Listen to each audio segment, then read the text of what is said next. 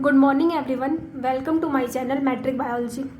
Today we are going to continue chapter nutrition, that is of life processes, and this is part 2 of nutrition, and in it we are going to cover nutrition in plant. Previous lecture में मैंने आपको general nutrition के बारे में बताया था, जिसका link मैं डिस्क्रिप्शन बॉक्स में दे रही हूँ. अगर आपने वो वीडियो लेक्चर नहीं देखा है तो सबसे पहले वो वीडियो देख लीजिए. उसके बाद अगर आप इस वीडियो को देखेंगे तो आपको क्लियरली अच्छे से समझ में आएगा. ठीक है, चलिए स्टार्ट करते हैं ये वीडियो. सबसे पहले तो न्यूट्रिशन इन प्लांट्स जब भी हम देखेंगे, हमें पता है जो प्लांट्स होते हैं वो ऑटोट्रॉफिक नेचर के होते हैं. मतलब जो प्लांट्स होते हैं वो अपना फूड सेल्फ प्रिपेयर करते हैं. ठीक है, अब उनको फूड प्रिपेयर करने के लिए किस किस चीज़ों की नीड होती है, that is carbon dioxide and water, साथ में सनलाइट और क्लोरोफिल की नीड होती है. तो जो फूड और इस पूरे प्रोसेस को हम क्या बोलते हैं, फोटोसिंथेसिस. अब जो फोटोसिंथेसिस की प्रोसेस होती है वो मेनली एग्जाम में एक क्वेश्चन के फॉर्म में पूछी जाती है, जैसे कि what is photosynthesis and define it's processes. और या फिर ऐसे भी पूछा सकता है कि define photosynthesis and it's processes. ठीक है, तो सबसे पहले तो हम डेफिनेशन देखेंगे, फिर इसकी प्रोसेस देखेंगे तो कैसे कैसे ग्लूकोज, फाइनली जो ग्लूकोज बनता है वो कैसे बनता है. ठीक है, तो अगर डेफिनेशन लिखनी हो तो आप ऐसे ही लिखोगे जैसे मैंने यहाँ पे लिख के दिखाया है कि when CO2 and H2O react in the presence of sunlight in the chlorophyll of the plant, glucose and oxygen is formed. This process is known as photosynthesis. मतलब जब CO2 को वाटर के साथ रिएक्शन कराते हैं क्लोरोफिल के और sunlight की प्रेजेंस में, तो ग्लूकोज और ऑक्सीजन बनता है और इसी रिएक्शन को हम बोलते हैं फोटोसिंथेसिस. अब जब भी आप ये रिएक्शन लिखोगे, इस रिएक्शन को फुल बैलेंस लिखोगे. ठीक है, means when 6 CO2 and 6 H2O react in the presence of sunlight and chlorophyll, it will form glucose and oxygen.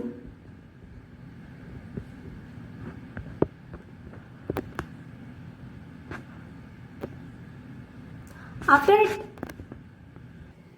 you will continue processes of photosynthesis. और इसके पहले मैं आपको एक चीज़ और क्लियर कर दूं कि जो ग्लूकोज बनता है that is the food of plants. बस आपको ये चीज़ भी याद रखना है कि जो ग्लूकोज होता है इस फॉर्म में ही प्लांट में स्टोर नहीं होता है. ग्लूकोज का कन्वर्जन हो जाता है, और अगर प्लांट में स्टोर करने की बात करें तो ग्लूकोज जो होता है वो स्टार्च के फॉर्म में प्लांट के अंदर स्टोर होता है. ठीक है, और अगर ह्यूमंस में बात करें तो जो ग्लूकोज होता है वो ग्लाइकोजन के फॉर्म में स्टोर किया जाता है. मीन्स प्लांट्स में जो ग्लूकोज होता है वो स्टार्च के फॉर्म में स्टोर किया जाता है, और एनिमल्स में ग्लूकोज ग्लाइकोजन के फॉर्म में स्टोर किया जाता है. ठीक है, अब अगर इस रिएक्शन से आगे बढ़ते हैं तो हम नेक्स्ट पॉइंट पे देखेंगे what is the process of photosynthesis. Means कि आपने ये तो देख लिया कि CO2 और H2O मिलके ग्लूकोज और ऑक्सीजन बना देते हैं, लेकिन ये प्रोसेस एक्चुअली में होता कैसे है. तो इसके लिए सबसे पहले आपको क्लोरोफिल का डायग्राम समझना होगा. Firstly I want to tell you कि chlorophyll is a pigment, okay, and the organ which is going to take part in it that is chloroplast. Okay, तो this is the diagram of chloroplast. अब आपको exam में chloroplast का diagram भी कभी कभी पूछा जाता है, तो डायग्राम में एग्जैक्टली आपको क्या क्या लिखना है वो मैं बता दे रही हूँ. ये एक सेल ऑर्गेनल है. ठीक है, जो सिर्फ और सिर्फ प्लांट सेल में प्रेजेंट होता है, एनिमल सेल में एब्सेंट होता है, क्योंकि जो फोटोसिंथेसिस की प्रोसेस है वो मेनली प्लांट सेल ही करते हैं. ठीक है, तो जिसका आउटर मेम्ब्रेन होता है that is labelled as outer membrane and the second membrane is known as inner membrane. इसके अंदर बहुत सारे कॉइन्स लाइक स्ट्रक्चर्स होते हैं जो एक दूसरे के ऊपर फिटेड होते हैं. ठीक है, जैसे ये कॉइन है, ये कॉइन है. ठीक है, और सारे कॉइन्स एक दूसरे के ऊपर एज इट इज रखे हुए हैं. एक कॉइन को हम बोलते हैं ग्राना. ठीक है, और जब कॉइन के सारे एक पूरे कई सारे कॉइन्स को जब एक साथ इकट्ठा करके रख देते हैं तो उसको हम बोलते हैं थैलाकॉइड. तो एक कॉइन को हम ग्राना बोलेंगे और कॉइन के पूरे एक ढेर को हम बोलेंगे थैलाकॉइड. ठीक है, अब जब दो थैलाकॉइड जिस मेम्ब्रेन के थ्रू एक दूसरे से अटैच्ड होते हैं उस मेम्ब्रेन को हम बोलते हैं फ्रेट मेम्ब्रेन और स्ट्रोमा लैमेली. ठीक है, इसका दूसरा नाम है स्ट्रोमा लैमेली. इसके अलावा क्लोरोप्लास्ट के अंदर DNA और राइबोसोम प्रेजेंट होता है. ठीक है, और इसके अलावा जो क्लोरोप्लास्ट का जो लिक्विड होता है, जो लिक्विड मटेरियल होता है उसको हम बोलते हैं स्ट्रोमा. अब मैंने क्लोरोप्लास्ट का जब स्ट्रक्चर बता दिया है तो मैं इसमें दो चीज़ और क्लियर कर दूं. फोटोसिंथेसिस की जो रिएक्शन होती है उसमें मेनली दो रिएक्शन पार्टिसिपेट करते हैं. The first one is light reaction and the second one is dark reaction. तो जो लाइट रिएक्शन की प्रोसेस होती है वो ग्रैनम में होती है, जबकि जो डार्क रिएक्शन होता है वो स्ट्रोमा में होता है. और ये 1 मार्क्स के कंपल्सरी क्वेश्चन में आपसे पूछा जाता है कि where the light reaction of photosynthesis occurs, that will be in granum और grana, and the dark reaction will be in stroma. अब आपको हम बताते हैं प्रोसेस कैसे होता है. तो इसकी प्रोसेस से 3 पॉइंट आपको याद रखने मेनली. सबसे पहले क्या होगा, absorption of light energy by chlorophyll. अब क्लोरोप्लास्ट के अंदर जो पिगमेंट प्रेजेंट होता है, जो मैंने आपको स्ट्रक्चर दिखाया था, इसके अंदर जो पिगमेंट प्रेजेंट होता है वो ग्रैनम के अंदर ही प्रेजेंट होता है. तो सबसे पहले क्या करेगा, ग्रैनम लाइट एनर्जी को एब्जॉर्ब करेगा फ्रॉम सन की जो लाइट आएगी उसको ग्रैनम सारे अब्जॉर्ब करेंगे. ठीक है, क्योंकि उसके अंदर क्या है, क्लोरोफिल. तो आप लिखोगे क्या, absorption of light energy by chlorophyll. Okay. फिर जो सेकेंड स्टेज होगा इसमें लाइट एनर्जी का कन्वर्जन हो जाएगा केमिकल एनर्जी में. ये क्वेश्चन भी बहुत ज्यादा पूछा जाता है कि लाइट एनर्जी का कन्वर्जन किस एनर्जी के फॉर्म में होता है, तो दैट इज केमिकल एनर्जी. ठीक. और इसी फॉर्म में वाटर की स्प्लिटिंग हो जाती है हाइड्रोजन और ऑक्सीजन में. मीन्स वाटर जो होगा वो स्प्लिट हो जाएगा हाइड्रोजन और ऑक्सीजन में. फिर जो कार्बन डाइऑक्साइड हमने यूज किया था वो कार्बन डाइऑक्साइड रिड्यूस होके कार्बोहाइड्रेट बना लेगा. ये तीनों प्रोसेस आपको लिखनी है प्रोसेस ऑफ फोटोसिंथेसिस में. और ये तीनों प्रोसेस लाइन टू लाइन ऐसे ही याद होने चाहिए आपको. मैंने जो आपको रिएक्शन ऑफ फोटोसिंथेसिस बताया था that is dark reaction and light reaction, मैंने लिख रखा है. जो डार्क रिएक्शन होता है वो स्ट्रोमा में होता है, जो लाइट रिएक्शन होता है वो ग्रैनम में होता है. जो डार्क रिएक्शन होता है उसमें मेनली कौन सा काम होता है, दैट इज CO2 और H2O are converted into glucose. Means carbon dioxide और वाटर कन्वर्ट हो जाएंगे किसमें, ग्लूकोज में.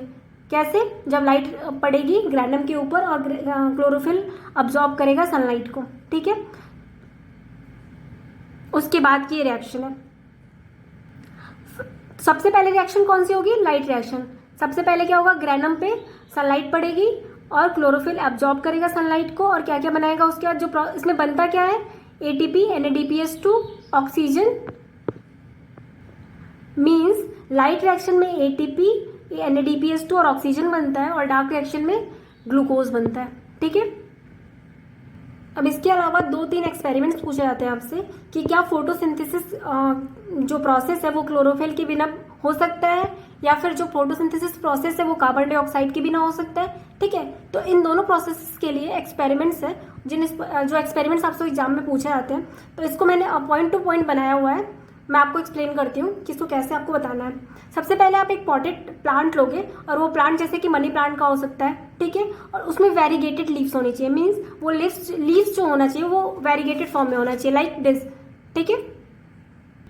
फिर उसके बाद हम क्या करते हैं, उस प्लांट को 3 डेज के लिए डार्क रूम में रख देते हैं ताकि उसके अंदर जो भी स्टार्च जो उसका रिजर्व फूड था वो खत्म हो जाए, ये डिस्टार्च हो जाए प्लांट. ठीक है.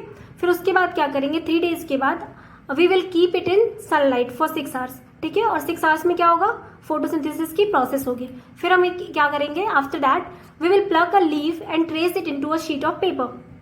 मीन्स हम उससे एक लीफ को प्लग करेंगे और उसका एक स्ट्रक्चर ड्रॉ कर लेंगे किसी शीट ऑफ पेपर पे. उसके बाद हम क्या करेंगे, हम इसको डिप कर देंगे लीफ को बॉइलिंग वाटर में. ठीक. उसके बाद उसको हम अल्कोहल में डिप करेंगे. क्यों, क्योंकि बॉइलिंग वाटर और अल्कोहल में डिप करने के बाद हमें 2 और प्रोसेस करनी है. सबसे पहले हम क्या करेंगे, place the beaker in water bath and heat.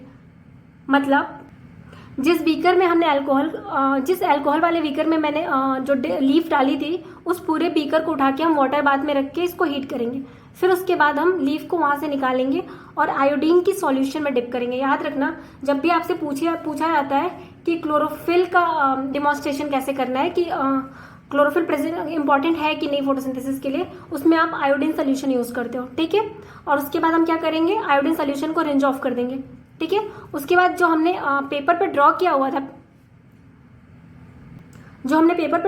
था स्ट्रक्चर, उससे हम कंपेयर करने के लिए उस पेपर को यूज करेंगे. ठीक है. फिर जो हमने लीफ जिसको हमने बॉयल किया है वो ये लीफ है और जो हमने ड्रॉ किया था वो ये है.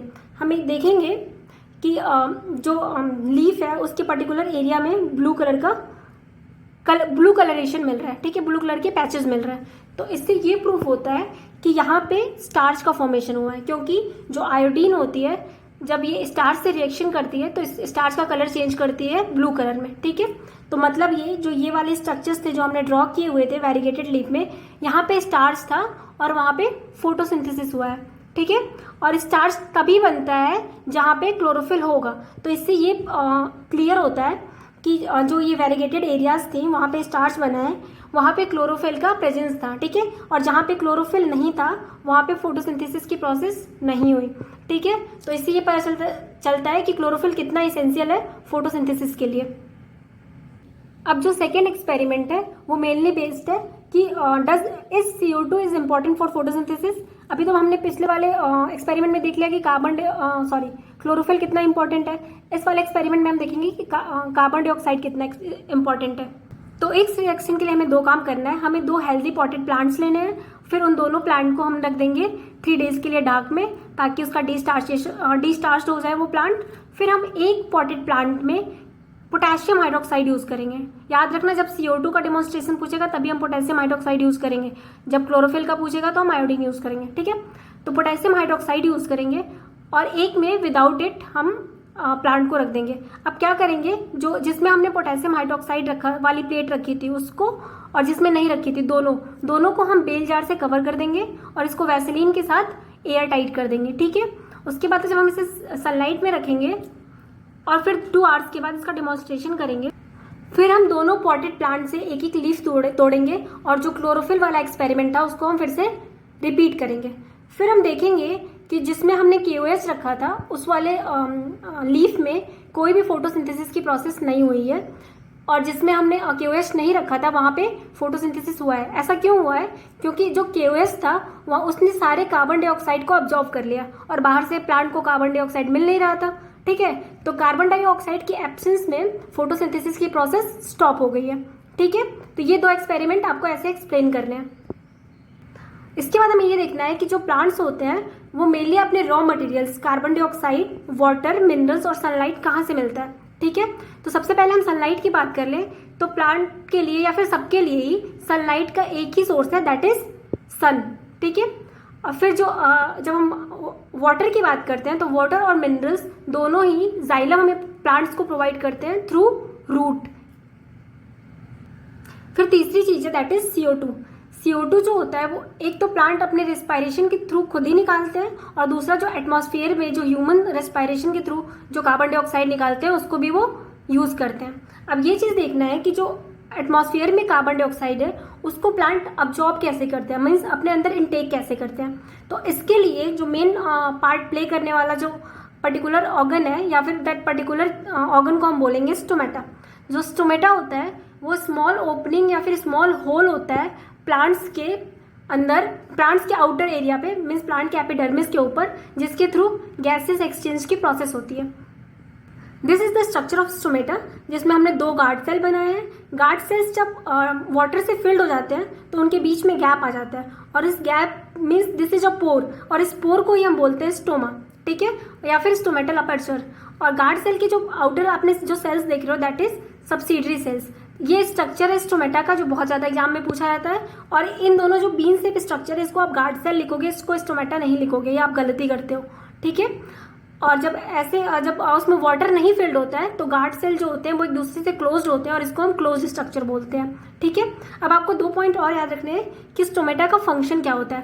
तो सबसे पहला पॉइंट है गैसियस एक्सचेंज में, मीन्स कार्बन डाइऑक्साइड को प्लांट के अंदर इनटेक करने में, ठीक है, ये गैस है तो इस गैस के एक्सचेंज में। और दूसरा पॉइंट है वाटर के ट्रांसपिरेशन में, ठीक है, मतलब एक्सेस वाटर का रिमूवल कैसे होता है उसके लिए भी स्टोमेटा का यूज होता है, ठीक है। स्टोमेटा ओपन और क्लोज होते रहते हैं टाइम टू टाइम। सो ये जो पूरा वीडियो था ये मेनली बेस्ड था प्लांट न्यूट्रिशन के बारे में। अगर ये वीडियो आपको पसंद आया हो तो इसे लाइक, सब्सक्राइब और शेयर जरूर करिएगा। और जो 3rd वीडियो आएगा that will B of animal nutrition. Thank you guys for watching it.